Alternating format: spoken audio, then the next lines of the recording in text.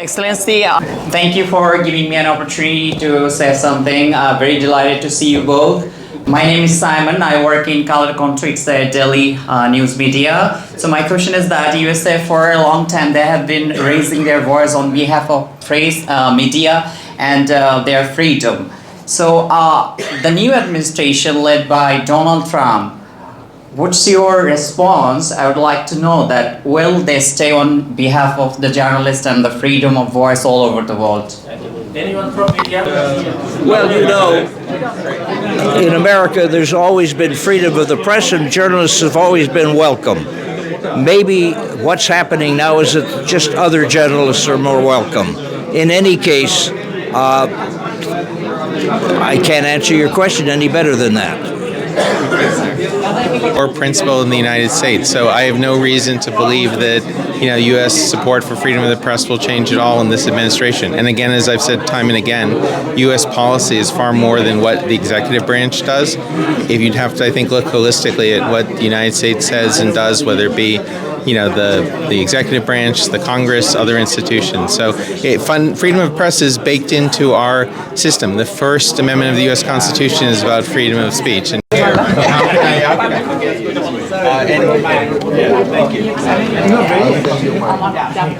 basis for the way things work, some things work in Bangladesh, which is called tadbir. It happens. I had Thank you, Zillu. This is a great opportunity to see friends again. Over the last couple of months, I've been too much stuck in this, my work. But I don't have a question at that point. I just want to thank Central Government Service for organizing, and I take this opportunity to thank Ambassador Milam and John for what they did over the last year. Their role have been significant in making Bangladesh visible in the international arena, particularly during an autocratic regime, and I call that personalistic autocracy. I take this opportunity to thank you both, and I hope you would continue to play the role, as I know you would, in terms of right to freedom. And so, again, Bill, I know over the last decade you couldn't come to this country. Welcome. I hope you will be visiting Bangladesh quite frequently, and John, welcome to Dhaka, and we would like to see your continued effort going forward, because it is a very critical time, and this is a transition moment. Mistakes can be made, but most importantly, the opportunities are here. The prospect of a democratic Bangladesh is here. Let's take this opportunity. We are friends, let's work together. Thank you again. Ambassador Munshi. Thank you very much, Zillu. It's a great opportunity. Well, yeah, I'm Munshi Fawaz Ahmad, former ambassador of Bangladesh to China. It's a great pleasure an honor to see such great people like William B. Milam, ambassador, and also John Danilovitz, speaking to us about lots of things, and mostly about the US and Bangladesh and how we can take our relations forward. So I want to be a little provocative here. Please bear with me. I think that countries and peoples, no country is better than another country. All countries have their own areas of excellence and areas of lacking. And people of the country decide how they move forward.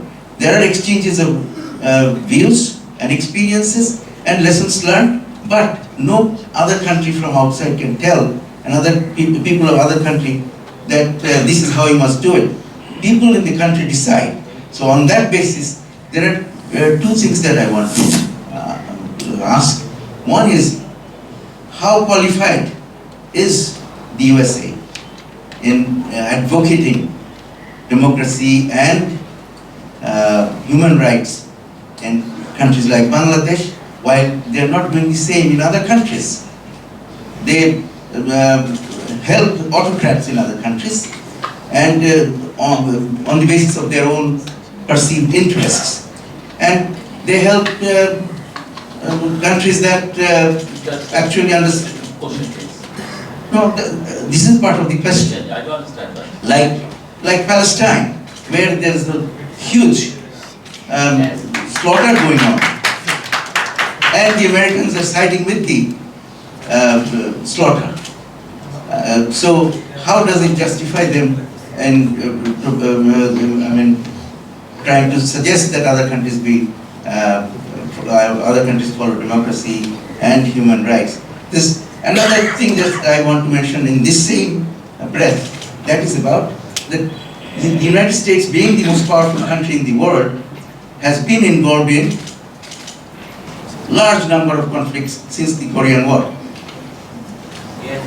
But has it successfully concluded any of those wars, except perhaps the first Gulf War?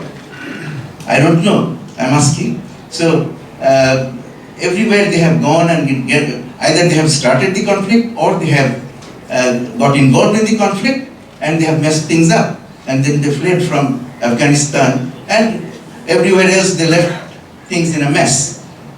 Do you agree? Thank you. Thank you, Ambassador. Motion to the